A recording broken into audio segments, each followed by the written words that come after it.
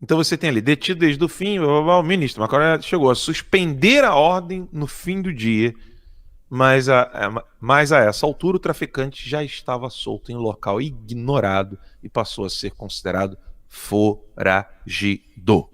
Então já começa uma tratativa dos fatos aqui de uma maneira honesta e séria, mostrando que é isso mesmo que você acabou de ler, você que está em casa.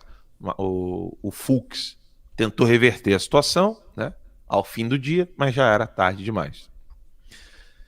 Não passo o Natal aqui dentro, dizia ele a colegas do Presídio de Segurança Máxima de Presidente Venceslau, segundo relatos de integrantes da cúpula da segurança de São Paulo. Gente, isso aqui é jornalismo, tá?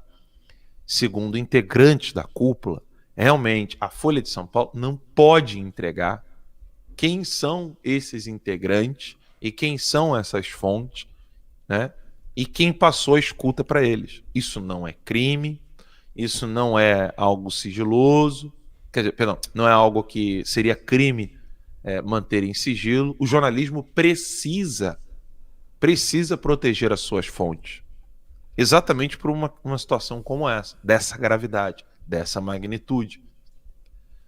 Em algumas épocas, você vai ver que alguns jornais nem sequer é assinado quem fez a matéria, colocam um editorial, por questões de segurança, né? Nesse caso aí tem a assinatura do jornalista.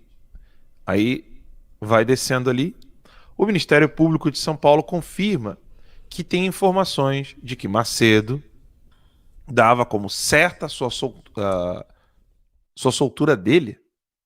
Esse texto está mal feito. Dava como certo sua soltura dele até o final deste ano.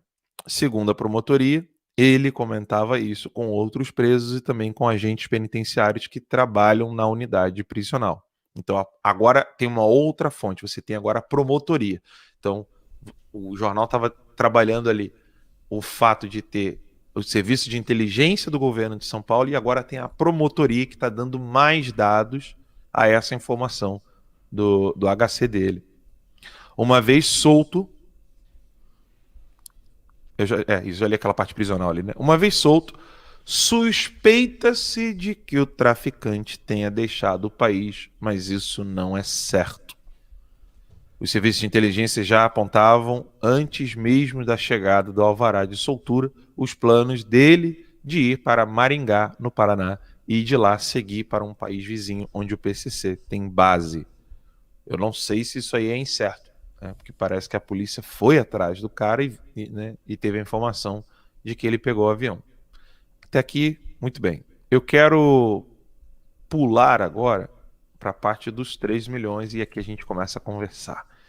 No penúltimo parágrafo, antes de não há detalhes de quem seria e em 14 de abril desse ano.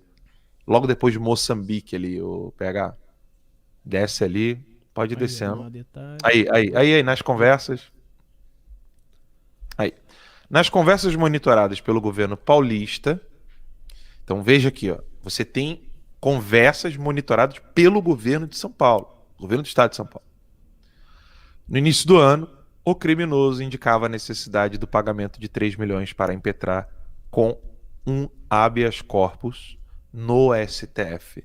Os outros criminosos do PCC, nessa conversa, aconselharam Guinho a pagar, porque, segundo eles, valeria a pena. Não há detalhes de quem seria o destinatário desse pagamento ou se ele cobriria honorários de advogados.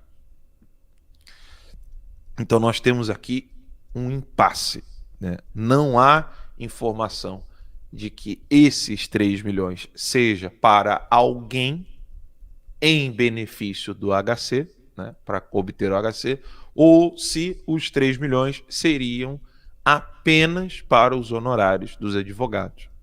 Ah, mas é burrice fazer esse questionamento. Não, não é não. Tem honorários que podem chegar a esse valor, né? Talvez a 1 milhão e meio. 3 é um valor assustador, né? 3 bilhões é um valor assustador. Como o Ítalo bem lembrou, né, nós já tivemos advogados que cobraram honorários bem caros. A pergunta que não quer calar, né? como é que num serviço de inteligência integrado, sério, no Brasil, como é que você tem o governo de São Paulo sabendo das escutas telefônicas, dizendo que o cara precisa de 3 milhões para impetrar um HC. O mesmo serviço de inteligência no Brasil, seja ele federal e estadual, aqui eu não quero saber. Né? Aqui eu não quero saber. Esse mesmo serviço de inteligência não consegue detectar aquilo que nós soltamos ontem como uma bomba, e depois o Datena falou, depois a própria Folha. Ninguém falou antes do Terça Livre, porque nós estávamos entrevistando o doutor Rogério Greco. Minutos antes do doutor Rogério Greco entrar, nós comentamos aqui uma denúncia que recebemos, né, de fonte anônima, de que o cara que impetrou, o advogado que impetrou o HC, né, o habeas corpus, ele tentou várias vezes e cancelava o pedido quando não era do Marco Aurélio, quando não caía na mão de Marco Aurélio Melo. E não foi uma vez, 2 vezes, mas nós já vimos ontem aqui, a gente colocou as imagens, inúmeras vezes essa tentativa, e isso ocorreu outras vezes também. Então, depois que nós noticiamos isso aqui, você junta as peças e você fica se perguntando: como é que isso pode acontecer num país sério? Vocês lembram de como Oswaldo Eustáquio foi preso? Ele avisou que estava indo para o Paraguai, viajou, voltou para o Brasil e imediatamente a Polícia Federal já estava no hotel onde ele estava hospedado para voltar para Brasília. E ele foi preso. A Sarah Winter, né, com a residência fornecida, residência fixa, tornozeleira, cadeia. Qual crime cometeu Sarah Winter? Nenhum. Qual crime cometeu Oswaldo Eustáquio? Nenhum. Nenhum deles cometeu crime.